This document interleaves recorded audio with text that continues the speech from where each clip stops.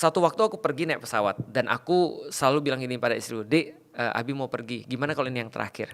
Maksudnya kalau ini yang terakhir gimana? Ini pertemuan kita yang terakhir. Ya biasa kita cium tangan, kita pelukan dan segala macam, kita ngobrol dan segala macam, kita ngasih nasihat dan seterusnya. Maksudnya bukan nasihat sih, tapi kayak pesan-pesan lah gitu maksudnya dan seterusnya. Karena sudah kebiasaan, istriku bilang gini, Abi mah kemarin juga bilang gitu, bulan lalu juga bilang gitu, toh balik lagi. Aku bilang, tapi problemnya adalah akan datang satu masa di mana aku pergi dan aku benar-benar gak balik. Pasti kan? Pasti kan? Itu kan sudah pasti, maksudnya akan datang masa di mana aku pergi, aku bilang pamit ya Dek, ridho ya. Maksudnya dengan apa yang kita lakukan sekarang, aku pesan nanti anak-anak tolong gini ya dan segala macam. Nah, kalau itu terjadi gimana nih? Kita nyesal atau enggak maksudnya? Nah, kita harus memahami betul tentang hal itu. Saranku sih tipsnya adalah coba datang ke pemakaman. Kalau ada temannya meninggal, coba datang. Dan coba perhatikan apa obrolan orang di pemakaman itu. Nih aku kasih tahu ya, satu obrolan yang pasti terjadi. Setiap kali ada pemakaman, nih pasti ada yang ngomong begini. Kemarin, gue baru main padel sama dia. Kemarin, ya Allah gue baru nontonin dia di sini. Itu udah pasti ada tuh. Maksudnya orang gak nyangka banget dia bakal pergi gitu maksudnya. Dan fun fact, gak ada satupun orang yang siap kapan dia mati. Makanya ketika orang mati, Al-Quran nyatet kan, bagi orang-orang baik dia nyesel dengan seluruh perbuatan-perbuatan baik yang belum sempat dia lakukan. Orang-orang yang jahat nyesel dengan perbuatan-perbuatan buruk yang sudah dia lakukan. Ya kan? Artinya penyesalan ini tetap ada bagi siapapun, karena kita nggak akan pernah siap kapan kita mati sebenarnya. Nah artinya coba pikirlah bahwasanya hidup kita itu adalah cuma nulis tentang perbuatan-perbuatan baik yang pasti akan ditutup. Yang kita nggak tahu kita nutup dengan cara kayak apa. Makanya perlu habits kan. Kenapa perlu habits? Habits itu adalah cara untuk otomatisasi badan. Jadi gini, aku percaya bahwasanya kalau kita memasukkan perkara-perkara buruk di dalam badan kita atau di dalam pikiran kita, maka tinggal tunggu waktu kita nggak bisa ngendaliin sampai perbuatan buruk itu kita lakukan. Kita nggak punya pilihan. Sampai perbuatan buruk itu kita lakukan. Contoh yang mohon maaf ya. Ada orang misalnya contoh senantiasa memasukkan perkara-perkara jelek. Pisuan-pisuan gitu kan ya. Maki-maki orang dan segala macam. Tinggal tunggu waktu aja dia gak bisa ngendaliin badan dia dan pikiran dia untuk berbuat seperti itu. Dan itu hal yang normal bagi dia akhirnya. Itu normal banget. Begitupun juga dengan kebaikan. Kalau lu cukup banyak untuk memasukkan perkara-perkara baik dalam hidup lu. Dan perkara-perkara positif dalam hidup lu. Tinggal tunggu waktu aja. Lu gak bisa ngendalin badan lu sendiri untuk bisa berbuat seperti itu. Jadi kita tuh tergantung bahan. Kita tuh kayak chef yang kita tuh masak bahan apapun yang ada di dalam dapur kita. Nah, nah milih bahan itu, bahan itu ada di situ itu pilihan. Tapi kalau sudah ada di situ bahan banyak, itu bukan pilihan lagi kita mau masak yang mana. Orang bahan banyak itu aja. Itu maksudnya. Jadi ya coba isi kepala kita, kurangin konten-konten negatif, isi kepala kita dengan konten-konten positif sampai akhirnya kita tuh nggak bisa nahan untuk berbuat baik. Atau nahan untuk bisa improving something, atau nahan untuk bisa growing misalnya. Nah itu harus masukin bahan-bahan yang tepat dulu. Gitu. Tadi bagus banget sih Ustaz ketika kita ngomongin tentang kita tahu ada ujungnya gitu. Dengan kita tahu ada ujungnya, dengan kita tahu kita ada tenggat waktu di sini, disitulah kita sadar bahwa kita manusia yang lemah. Benar. Segala topi atau baju kemewahan, kesuksesan itu malah nothing. Iya emang. Iya ketika sudah sampai ujung. Pada akhirnya dan 2 minggu lalu ada momen di mana ada salah satu orang yang influencer udah meninggal. Tapi aku masuk ke mall dan ada masih wajah dia. Terus aku bilang sama temanku, kemarin baru kita lihat berita dia meninggal tapi masih ada konten dia dipajang di mall ini ya. Itu dia tuh. Pengingat sih. Betul. Artinya kan balik lagi ya. Masalahnya ketika kita sudah mati kan itu bukan akhir kan. Tapi kita akan dapat apapun yang kita usahakan di dunia. Nah yang aku usahakan sekarang adalah gimana cara aku bisa mati tapi aku masih bisa tetap hidup. Contoh kayak gini ya. Ini menarik nih. Coba kita belajar efisiensi di dalam hidup ya. Dari berbagai macam kisah. Suatu waktu aku pernah beli koran ketika di kuliah. Waktu itu masih banyak koran-koran ya. Aku beli koran harga 2.000 itu udah mahal banget tuh. Dan koran-koran yang lain tuh harga 1.000 atau 800. Tapi ini koran 2.000. Aku bilang mahal banget sih beli koran ini. Karena aku harus tahu tentang berita kan. Tiap hari aku harus beli koran. Kita biasa di kos, kita gantian beli koran. Maksudnya hari ini aku beli koran ini, kamu beli koran ini, kamu beli koran ini. Kita baca bareng-bareng. Itu maksudnya kita gantian korannya. Pas kebagian aku dapat koran ini 2000 ini, ya kita udah tau lah korannya apa. Karena korannya paling mahal dulu kan gitu. Aku bilang mahal banget sih. Temanku bilang gini Delik, aku kasih kamu 2000, kamu bisa gak kumpulin tulisan sebanyak ini dan informasi sebanyak ini? Aku bilang gak bisa, berarti ini murah. Karena kenapa? Karena sebenarnya ketika kita lagi baca buku seseorang atau baca tulisan seseorang, sebenarnya kita lagi menghemat umur kita. Sebenarnya. Perlu waktu bagi Mas Bilal untuk sampai di titik ini. Mas Bilal buat buku, aku baca bukunya Mas Bilal, berarti aku dapat umurnya Mas Bilal. Perlu waktu bagi misalnya siapalah, misalnya Alex Ferguson untuk dapat titel misalnya the best coach in Premier League misalnya.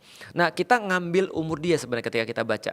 Nah berarti kan ada cara untuk bisa efisiensi umur kita kan ya, atau mengefektifkan umur kita, nambah umur kita. Dan ada juga cara untuk bisa memperpanjang hidup kita sebenarnya. Yaitu dengan cara apa? Nulis tadi itu. Nulis itu kan memperpanjang umur kan, karena kita tetap hidup kan. Sebenarnya gini, apalagi di zaman AI, antara hidup dan mati itu sebenarnya sudah benar-benar kayak tipis. Mas Bilal pernah dapat informasi nggak ada satu perusahaan yang storing data? Nggak tahu. Ada Mas, jadi ada satu perusahaan, siapa tahu nanti punya ide buat bisnis ini ya. Ada satu perusahaan di Eropa kalau nggak salah, dia punya kerjaan storing data. Jadi Mas datang ke sana, Mas akan dipindai dengan lidar. Lalu terus kemudian akan semua didata lah, mulai dari mimiknya seperti apa, dikasih pertanyaan-pertanyaan, dikasih terus kemudian bagaimana cara baca ini dan segala macam, sampai wajahnya Mas direkam, mimiknya Mas direkam, semuanya direkam, informasi semua direkam, dan ketika dikasih pertanyaan dia baca, kalau Mas ditanya begini kemungkinan jawabnya apa, kalau begini mungkinnya jawabnya apa, kalau begini reaksinya kira-kira seperti apa, dan itu semuanya dikomputasi sehingga dia bisa untuk ngitung 80% reaksinya pasti begini. Udah kayak avatar ya? Udah kayak avatar. Dan itu di storing, dan nanti kalau Mas sudah meninggal, itu anaknya bisa nelpon. Pak, ini cucu papa yang pertama nih Pak. Terus cucuku. Padahal Mas sudah gak ada. Nah pertanyaanku apa bedanya? Orang itu informasi kita. Berarti kan kita bisa prolonging hidup kita kan. Selama kita diingat orang, kita tuh hidup. Dan sebenarnya itu yang terjadi pada Rasulullah kan. Rasul dikatakan gini, Rasul dibilang, Muhammad mandul, Muhammad nggak punya anak, Muhammad anaknya mati semua. Itu kan yang menghina Rasul itu kan ya. Apa yang terjadi dengan anak sebenarnya? Yang terjadi dengan anak itu adalah dia bawa legacy kita. Kamu mirip bapakmu ya. Oh pantas kamu pintar, bapakmu pintar. Oh pantas kamu bijaksana, bapakmu juga. Ini pasti dapat dari bapakmu nih. Itu adalah traits-nya dapat dari bapak, legacy. Maka mereka seolah-olah bilang Muhammad gak punya legacy. Muhammad gak punya warisan. Muhammad terputus. Kata-kata yang mereka gunakan adalah abetar, battaroh. Battaroh itu adalah terputus.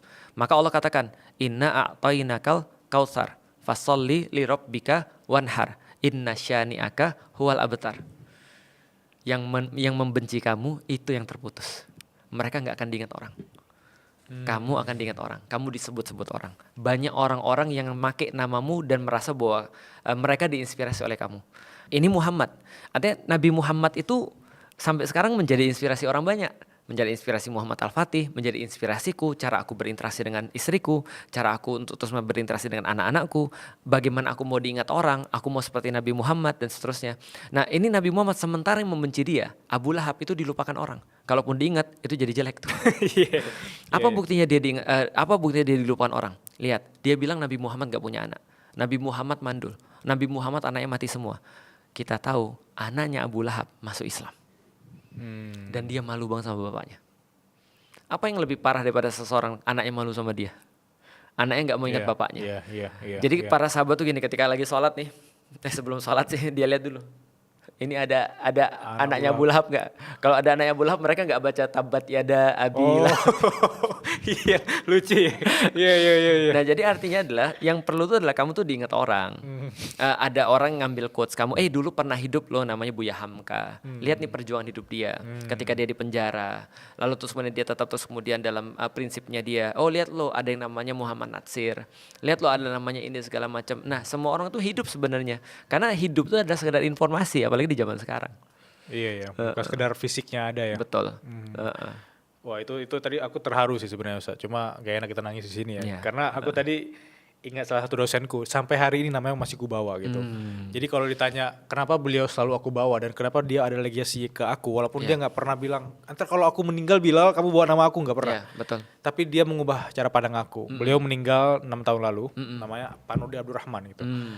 Beliau mengajarkan aku bahasa Inggris pertama kali. Asik. Tanpa dia maksa aku bisa bahasa Inggris. Dia cuma aku datang ke ruangan beliau terus bilang kita conversation bahasa Inggris selama setahun ke depan. Ajib. Terus waktu itu dia ngajarkan aku cara menulis tanpa dia menyuruh aku cara menulis. Dia ajarin aku cara bagaimana open minded walaupun kita tinggal di kampung waktu itu. Dan akhirnya ketika aku berangkat ke Jakarta, aku merantau ke Jepang dan lain-lain, itu aku siap aja gitu. Life changing banget ya. Itu benar-benar wah. That's why Pak Nurdin itu suruh aku gini. That's why dia disuruh aku nonton ini. Baru make sense ya. Baru make sense dan akhirnya ketika aku tulis buku, kemanapun aku pergi, aku tetap bilang bahwa Pak Nurdin itu ada, dia masih hidup. Kalau aku telepon nggak diangkat nih. Betul. Tapi dia masih ada di kepala aku gitu. Betul. Nah, itu. Dan dia hidup di diri kita kan. Dia hidup di diri aku dan aku pingin sekali jadi Pak Nurdin gitu. Dan ternyata sesimpel cuma menginspirasi orang lain. Betul banget. Itu cara untuk hidup lebih lama. Wow.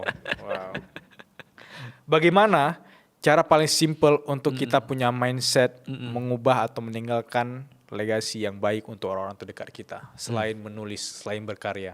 Mindsetnya ya. Mindsetnya sederhana sih. Kalau aku ya, aku cuma berbagi diriku karena aku nggak tahu orang lainnya. Aku memandang bahwasanya itu satu-satunya cara yang aku tahu untuk bisa mencapai ridhonya Allah.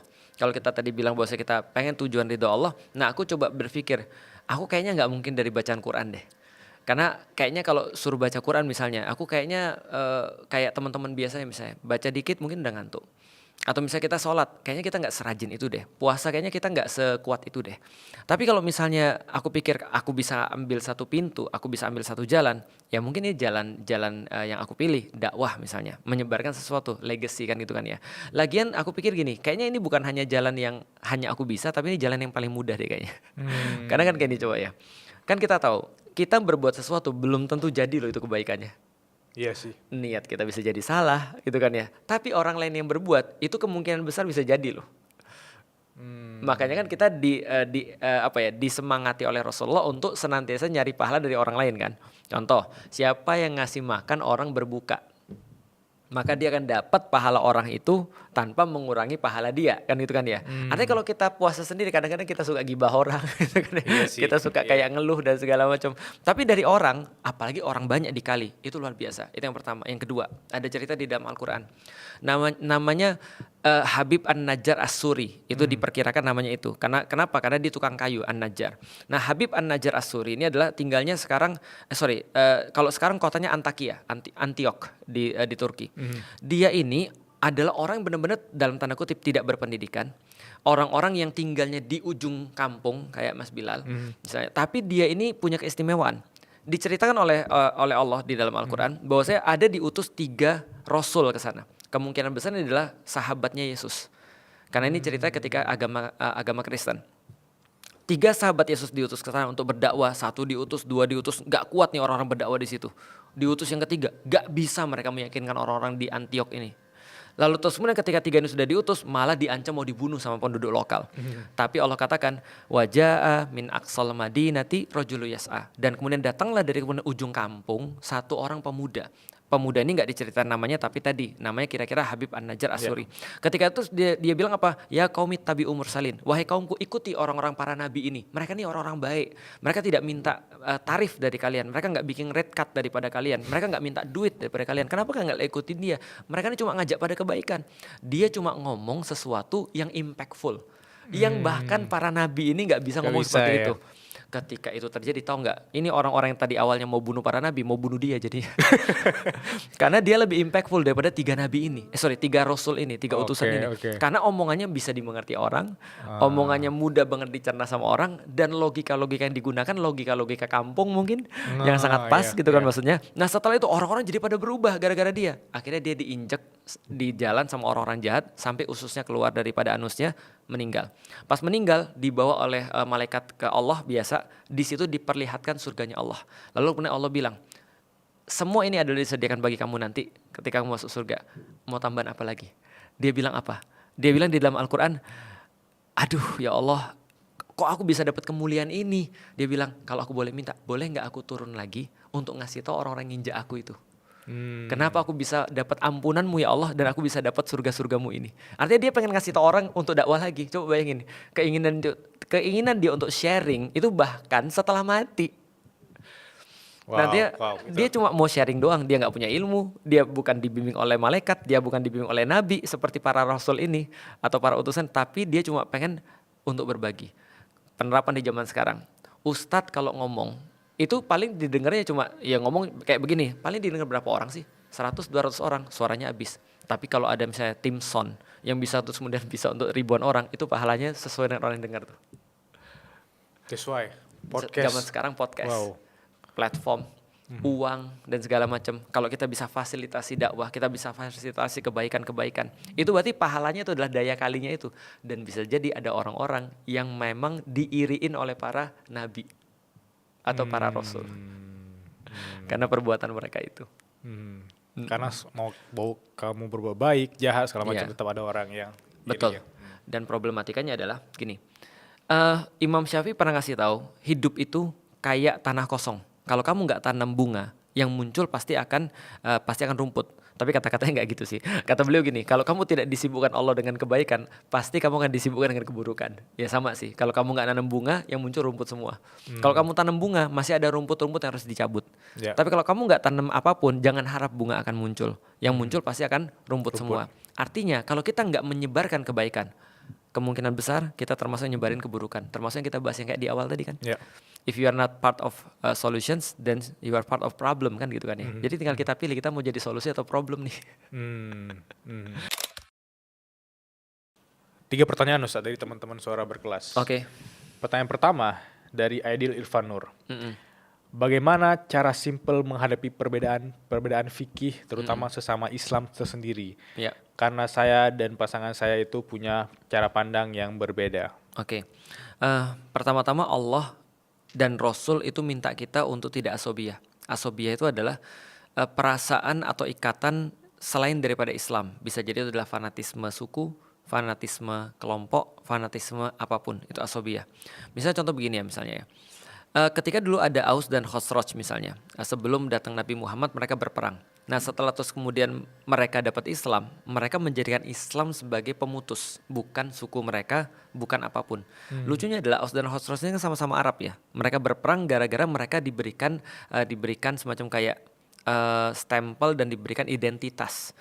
Aku lupa ini quote siapa, tapi ini quotes-nya kolonial banget. Kalau nggak salah orang Inggris yang bilang, kasih mereka bendera dan mereka akan berperang.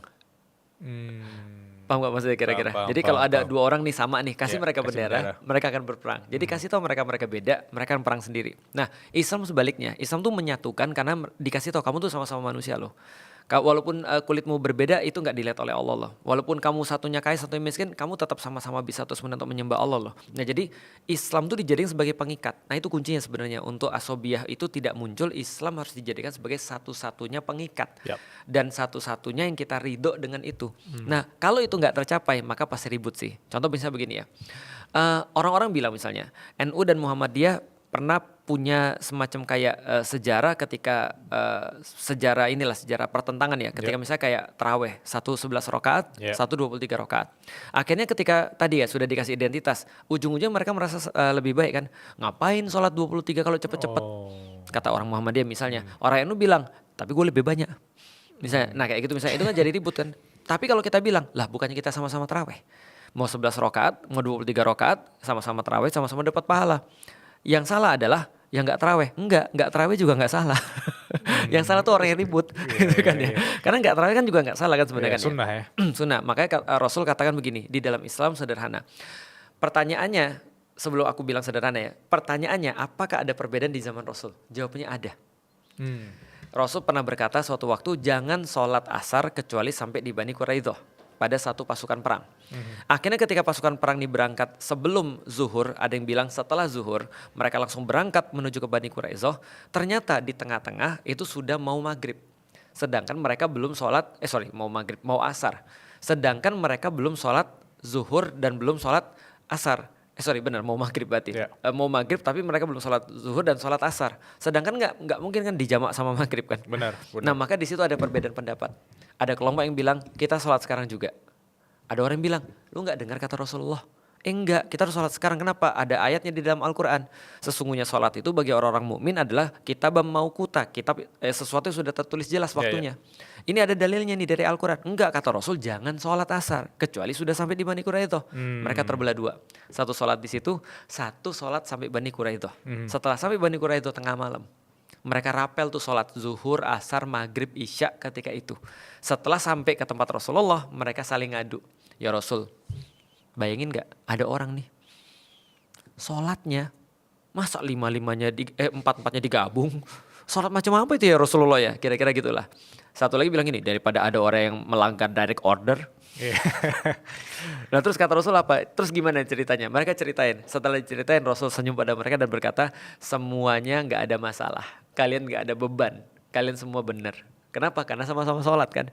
Artinya Rasul mentolerir perbedaan seperti itu. Di antara para sahabat banyak sekali perbedaan di antara mereka. Tapi mereka tahu bahwasanya mereka sama-sama Islam. Nah orang zaman sekarang problemnya adalah mereka merasa lebih baik. Itu masalahnya tuh. Termasuk ketika kita bahas di awal. Ketika ada orang judging orang lain. Itu ada satu bumbu yang harus ada. Merasa lebih baik. Kan kalau orang merasa lebih baik dia bisa dong judging. Itu aja gak bisa. Itu aja nggak bisa, parah banget sih lu. Misalnya itu nggak bisa, nggak boleh. Dia merasa kalau dia dikasih dia bisa lebih baik. Sama seperti ketika ada orang dalam kondisi seperti tadi, dia merasa lebih baik, makanya dia tidak bisa berukhuwah. Tapi kalau ada orang kalau ada orang merasa tidak lebih baik, dia pasti bisa berukhuwah. Contoh, aku pernah ketemu dengan seorang cowok di masjid, dia nangis terus di masjid. Aku tanya kenapa dia nangis. Dia ternyata adalah orang yang baru hijrah, tatoan semua. Dia baru hijrah, dia merasa setiap orang di masjid ini lebih baik daripada dia. Karena dia merasa dia adalah orang terakhir yang hijrah di masjid itu. Menurutku itu bagus banget tuh. Tapi ada problem yang lain. Ada orang yang hari Jumat baru belajar, lalu terus kemudian hari Sabtu dia pergi ke masjid, lalu hari Minggu dia bilang begini, di masjid itu ya, tahu nggak? Imamnya ini ya, baca Fatihah aja ada 19 salah ini. Aku pikir gini, lu sholat gak sih? Lu kalau sholat itu artinya berhubungan dengan Allah kan, bukan nyari kesalahan orang kan.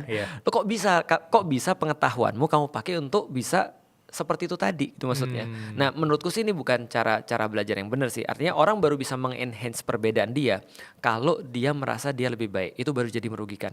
Tapi kalau dia gak merasa lebih baik, perbedaan itu cuma jadi rahmah, jadi kebaikan. Makanya dikatakan begini, al-ilmu rohmun baina ahli. Sesungguhnya ilmu itu adalah kasih sayang di antara para pemiliknya. Artinya kalau memang mereka berilmu dengan apapun itu akan jadi kasih sayang di antara para pemiliknya. Orang-orang yang sama punya ilmu itu gak mungkin saling membenci. Berarti kalau ada orang saling membenci atau berkonflik ketika dalam perbedaan, itu berarti tidak punya ilmu. Atau mungkin dia merasa dia punya ilmu. Iya, dia merasa dia punya ilmu. Ada kata kunci merasa di sana ya. Iya betul. Contohnya saya ini, sesederhana gini ya. Ada orang misalnya sudah belajar semua tentang Islam. Dia ngelihat orang beda 11 antara 23, dia cuma senyum aja. Karena dia udah tahu dari mana bedanya. Kenapa kamu mempermasalahkan gitu maksudnya. Dia senyum aja. Ada orang punya ilmu. Misalnya contoh, Ustadz puasa tanggal berapa? 18 atau 19 misalnya. Orang yang punya ilmu mah senyum aja. Ustadz aku puasa tanggal 19. Ya udah aku senyum aja. Karena aku ngerti kenapa itu bisa jadi berbeda. Tapi kalau ada orang gak ngerti perbedaan, kok puasa tanggal 19 sih? Kok puasa tanggal 18 sih? Bukankah pemerintah sudah bilang tanggal 19? Sebaliknya, yang menjadi sebab itu bukan pemerintah. Emang dulu ada pemerintah di zaman Rasul? Artinya orang jadi ngerti itu kenapa bisa jadi berbeda dan orang paham. Karena orang punya ilmu, ini ada pamungkasnya. Rasul katakan, selama itu ijtihad berdasarkan ilmu dan diputuskan oleh ulama, maka perbedaan seperti apapun itu di antara benar dan benar banget. Jadi cuma dua kemungkinan, benar atau benar banget. Berarti kemarin yang puasa tanggal 18, ada yang puasa tanggal 19, itu di antara benar dan benar banget. Kapan kita taunya benar dan benar banget? Sayangnya kita baru tahu nanti di akhirat. Nanti kita debat di situ aja. Dipahami. Artinya kalau ada orang misalnya berbeda kelompok atau berbeda organisasi atau berbeda ormas atau berbeda madhab atau apapun, menurutku ya, belajarlah sehingga kamu berilmu, sehingga kamu bisa tahu bahwasanya berbeda itu bukan berarti membenci. Itu kuncinya sih. Itu masuk akal. Dan tadi kan ada kata-kata kunci yaitu diputuskan juga oleh ulama, which is orang-orang yang berilmu gitu. Dan orang-orang yang berilmu itu punya ilmu fundamentalnya, basicnya. Kayak orang belajar ekonomi, dia baru baca satu buku ekonomi 2025. bisa aja berdebat sama buku ekonomi 2023, padahal yang nggak berdebat itu ya udah baca buku Adam Smith. Benar. Iya, itu fundamental ya. Kalau dokter berdebat sama dokter biarin, bagus banget. Kenapa? Nanti setelah itu akan ada breakthrough. Kalau dokter berdebat sama dokter ya, tapi kalau misalnya pasien berdebat sama pasien, itu ngawur sudah pasti. Udah pasti ngawur 100%. Iya. Jadi kalau kamu bukan dokter jangan debat, udah ikutin aja. Pertanyaan berikutnya adalah, apakah menjamin kalau seandainya mereka satu organisasi lantas jadi beres masalahnya?